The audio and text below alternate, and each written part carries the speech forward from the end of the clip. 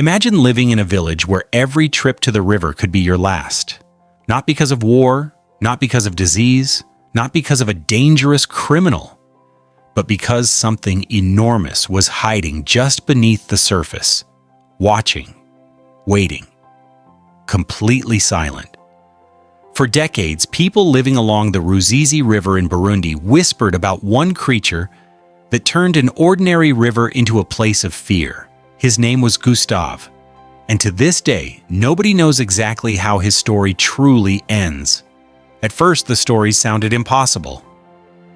There can't be a crocodile that big. It's just another village legend.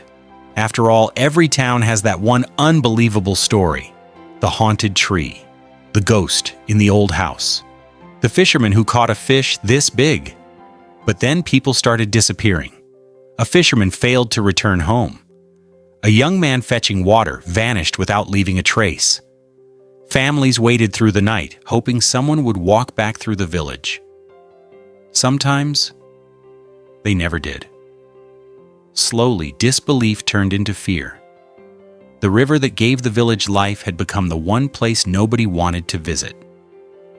What made Gustav so different wasn't just his reputation. Witnesses described a crocodile unlike anything they had ever seen. He was believed to be over 18 feet long and weigh nearly a ton. Imagine parking a small car beside the river. Now imagine that car suddenly opening its eyes. That's the kind of size people believed they were dealing with. Even experienced hunters admitted they had never seen anything like him. But the strangest part wasn't his size. It was his intelligence. According to local accounts, Gustav avoided traps that would fool ordinary crocodiles. He ignored easy bait. He disappeared whenever people organized hunting parties. It almost felt like he knew exactly what they were planning. Now, crocodiles don't secretly attend strategy meetings, but after every failed attempt, the legend only grew larger. Soon people weren't just afraid of a crocodile. They were afraid of a genius crocodile. And honestly, that's somehow even scarier. As the years passed, wildlife experts arrived with a plan. If they couldn't kill him, maybe they could capture him. They spent days building a gigantic steel cage designed specifically for one animal. The trap was enormous, strong, carefully planned. Everyone believed this would finally end the mystery. Then Gustav simply didn't show up. Days passed. Nothing. Weeks passed. Still nothing. Imagine building the world's fanciest crocodile hotel, and your guest leaves a one-star review by never checking in. Even the villagers couldn't help laughing at the situation.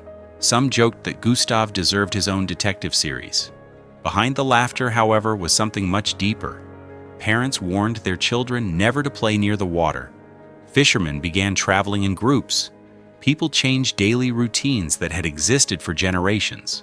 One animal had reshaped an entire community's way of life. That's how powerful fear can be. Sometimes it changes your habits long before it changes your future. Scientists remind us that crocodiles are not evil. They don't hunt out of hatred. They don't seek revenge.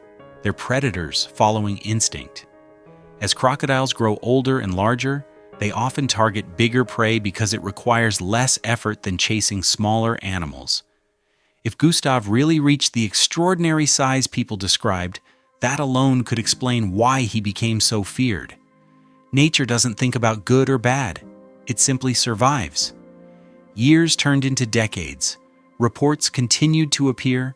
Some claimed they saw an enormous shadow gliding silently beneath the water at sunset.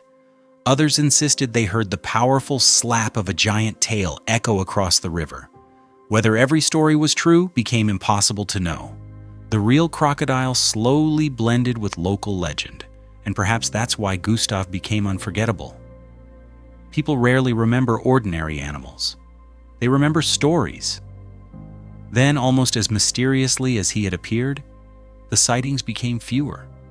No confirmed capture, no confirmed death, no final photograph proving the mystery was over. Just silence.